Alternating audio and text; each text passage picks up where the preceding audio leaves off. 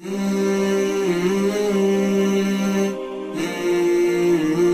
brothers and sisters in Islam, I wanted to speak about a topic that many of us are aware of, and many of us, we ask questions about this topic. And this topic causes many of us some problems as well. And that's the reality of evil eye, or nazar. We say in Urdu we say nazar.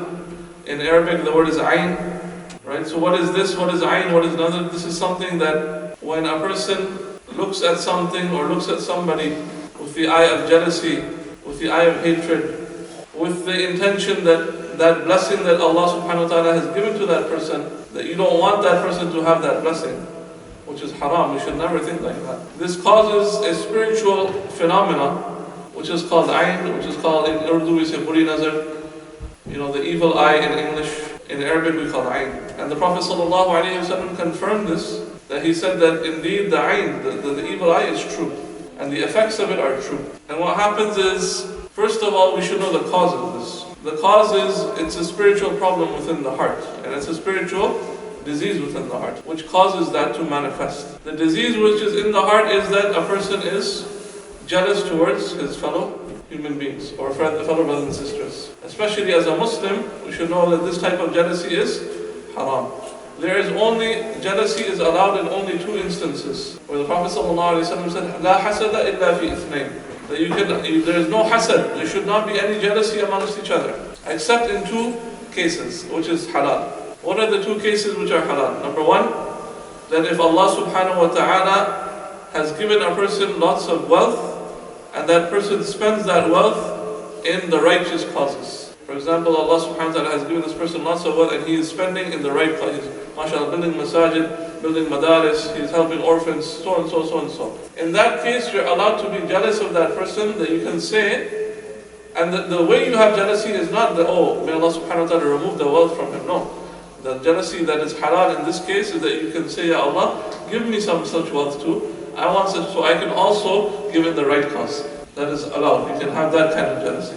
The other case or instance in which jealousy is allowed, it is halal, is, as the Prophet ﷺ said, that if a person has bestowed wisdom and knowledge upon a person, and that person uses that knowledge to teach and to judge among the people in a righteous way, you can be jealous of that person. That Allah subhanahu wa ta'ala has given that person wisdom, that you can say, Ya Allah, bestow wisdom upon me. I wish I had the knowledge and wisdom that I can also teach the people and judge in that way. This is haram. These two instances, that's it. Everything other than that is haram jealousy. And the jealousy which is really haram is the meaning of the jealousy which is haram. And why is it haram? Is because you're not looking at the one who is bestowing the favors. You forget that Allah subhanahu wa ta'ala is the one who bestows the favors. It's up to him. He can bestow upon his creation what he wants. He can bestow upon a certain person what he wants, and he can bestow another amount on another person as much as he wants. فَعَالٌ لِمَا يُرِيدُ. He does as he wills, subhanahu wa ta'ala. And we cannot question him.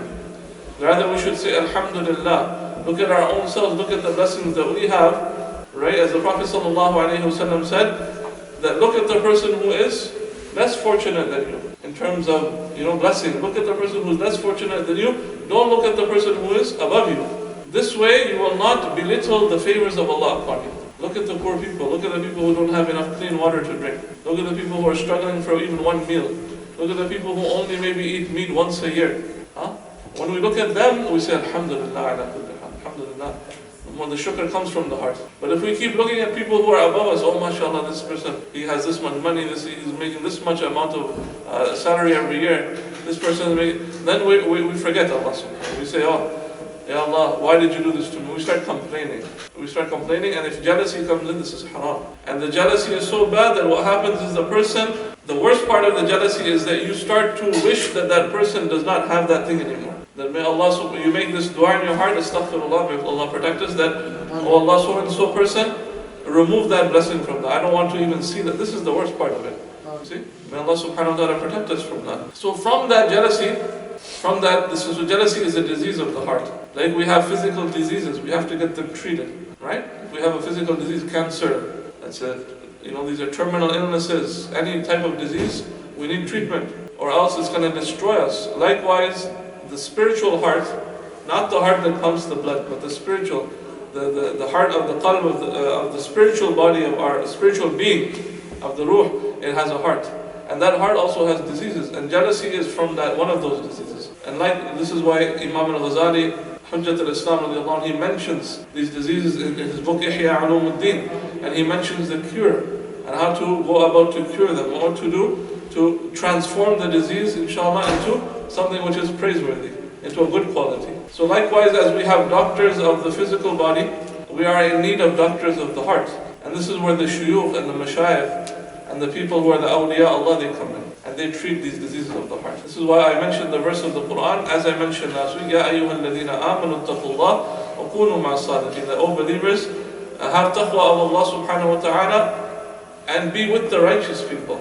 Allah subhanahu wa ta'ala is commanding us to be with the righteous. And I mentioned good company last week. The bayan was about good company. So feeding on that and continuing with that topic, that if we want our diseases of the heart to be cured, we have to sit in the companies of the doctors of the hearts. Likewise, if we want the physical diseases to be cured, we have to go to the hospital, right? Or we have to go to a hakim, or we have to go to a person who knows how to treat these illnesses.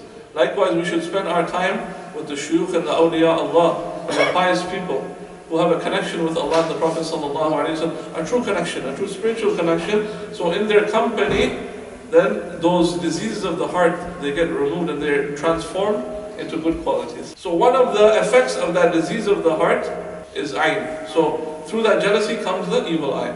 And the Prophet ﷺ, I'm mentioning again, he said the evil eye is true. Buri nazar, bad nazar is true. It happened, that it has an effect. Its effect is true. Often when people, they have that jealousy and they look towards the blessings of Allah on that person, and they cannot bear that blessing on that person, and they want that person to lose, then what happens is that through that eye, what they're looking, so the disease of the heart, it comes through the eye. Because the eye is a window to the heart. The eye is a window to the spiritual heart. This is why we have to lower our gaze. And Allah subhanahu wa ta'ala tells us to protect our gaze, right, from haram. Why? Because the eye, when we look at that gaze, it's going to affect our spiritual heart. Then the shaitan is going to send messages to your heart to do something haram.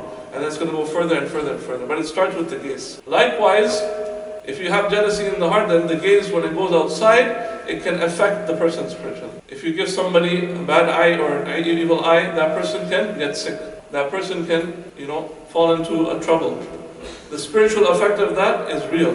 But at the same time, we have to be positive and not always be negative. Because this was just one, I was just mentioning this ayn because many people say, Brother Usman, or they come to different ulama and they say, Brother, I have evil eyes, someone has done nazar to me. What's the cure? What's this? And we often complain about this. But we have to be positive that there is a cure. The Prophet ﷺ, one of the greatest cures is if we see any blessing in anybody that we like, say MashaAllah. Say MashaAllah. Say MashaAllah. We have to make a habit of this. Say MashaAllah. La quwwata illa billah.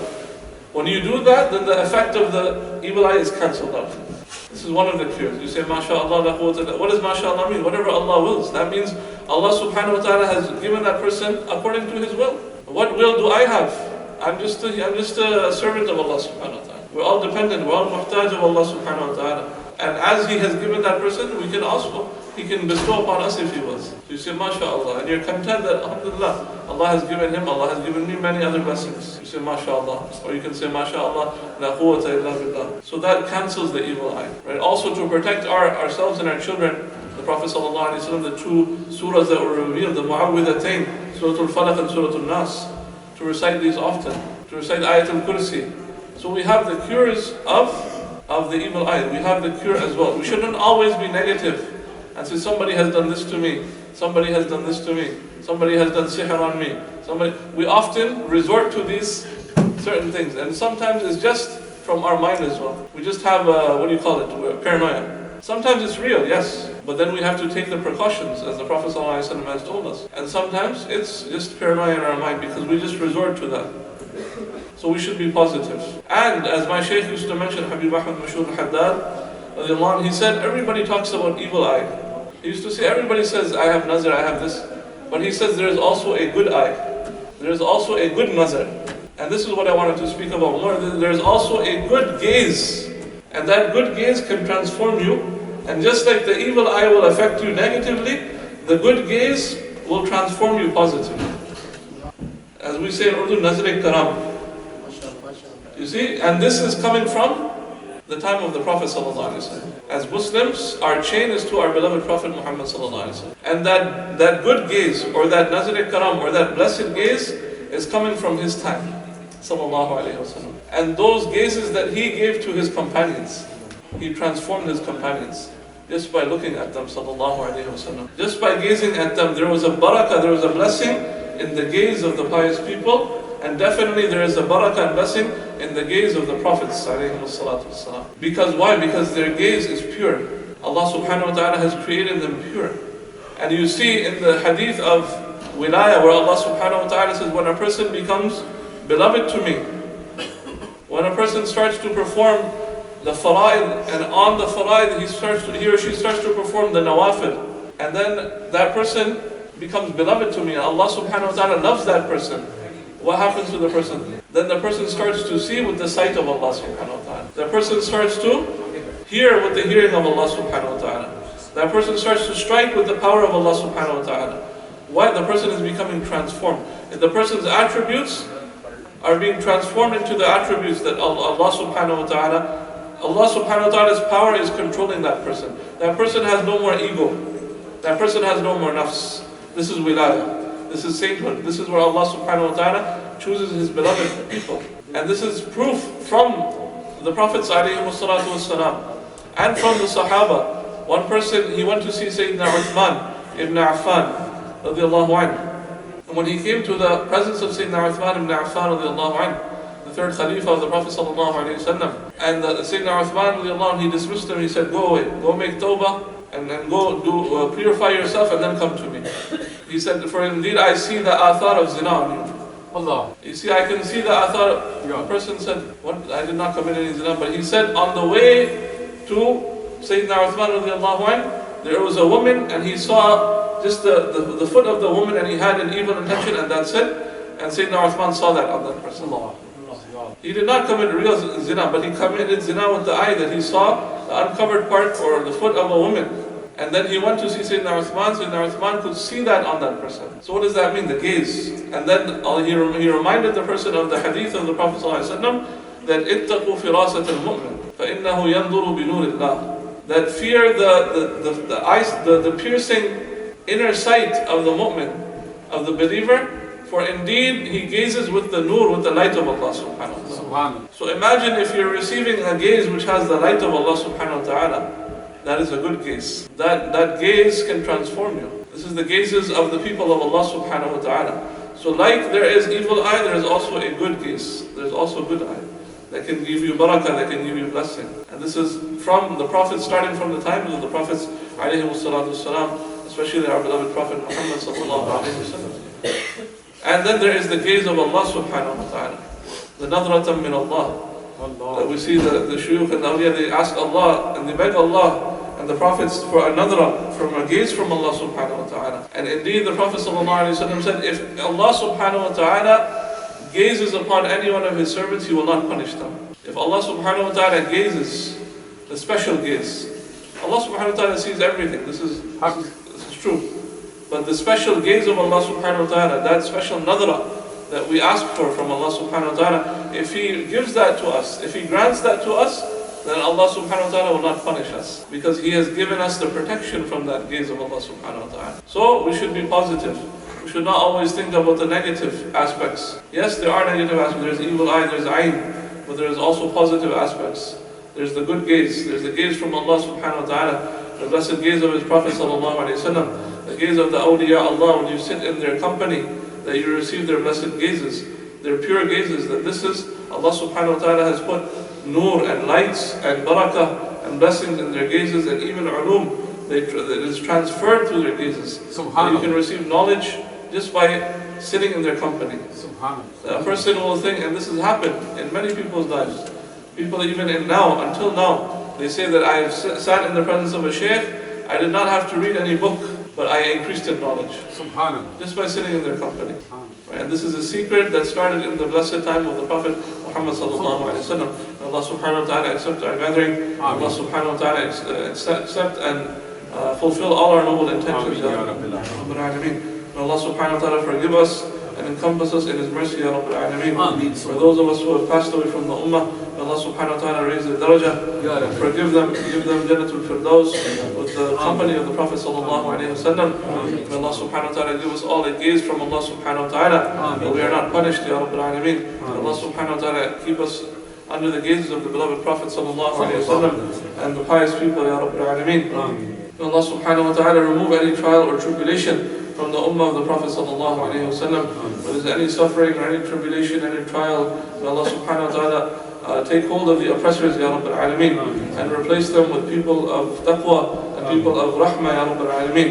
May Allah subhanahu wa ta'ala inshallah increase us in love of Him subhanahu wa ta'ala, of His beloved Prophet Muhammad sallallahu alayhi wa sallam, the Ahlul Bayt of the Prophet sallallahu alayhi wa sallam, the Sahaba radiallahu anhu, and the awliya Allah, salihin, and may Allah subhanahu wa ta'ala allow us to love each other for His sake, so that on the day of judgment we are given shade under the throne of Allah subhanahu wa ta'ala, where there is no other shade, Ya Rabbil Alameen. Rahmatika Ya Arhamar Rahimin, wa Ya Akramul Akrameen, wa sallallahu ala Sayyidina Muhammadin wa ala alihi wa sahbihi wa sallam, walhamdulillahi Rabbil Alameen.